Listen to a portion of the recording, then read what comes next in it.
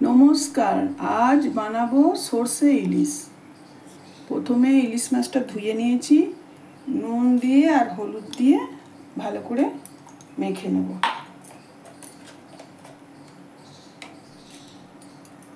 হলুদ দিয়ে ভালো করে মেখে নেব। কড়াই সরষের তেল দিয়ে দিয়েছি, সরষের তেল কড়াই দিয়ে দিয়েছি, তেল গরম হয়ে গেছে। এবার মাছগুলো একটা একটা করে ভেজে নেব। বন্ধ করো। তেল গরম হয়ে গেছে, এবার মাছগুলো একটা একটা করে দিয়ে আমি ভালো করে ভেজে নেব।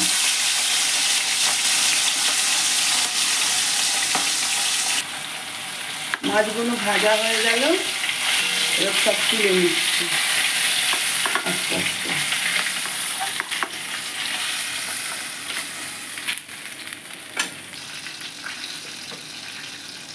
কালো জিরে ফোড়ন দিয়ে দিলাম আর কাঁচা লঙ্কার চেরাগুলো দিয়ে দিলাম।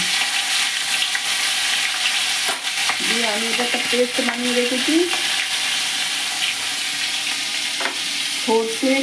সর্ষে বাটা, কাশ্মীরি লঙ্কার গুঁড়ো, হলুদ গুঁড়ো আর নুন একসঙ্গে দিয়ে এটাকে জল দিয়ে গুলিয়ে পেস্টটা এবারে দিয়ে দিচ্ছি।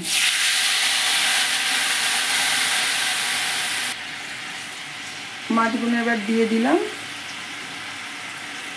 সব মাছ ভাজাগুলো দিয়ে ভালো করে ফুটিয়ে নামিয়ে নেব। কাঁচা সর্ষের তেল আর চেরা কাঁচা লঙ্কা দিয়ে নেব। ওপর থেকে কাঁচা সর্ষের তেল দিয়ে আর এই কাঁচা লঙ্কা দিয়ে এবার নামিয়ে নেব। হয়ে গেছে সর্ষে ইলিশ।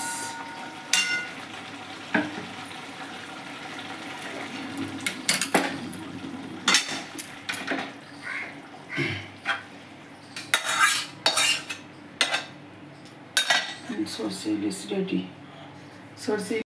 সর্ষে ইলিশ রেডি।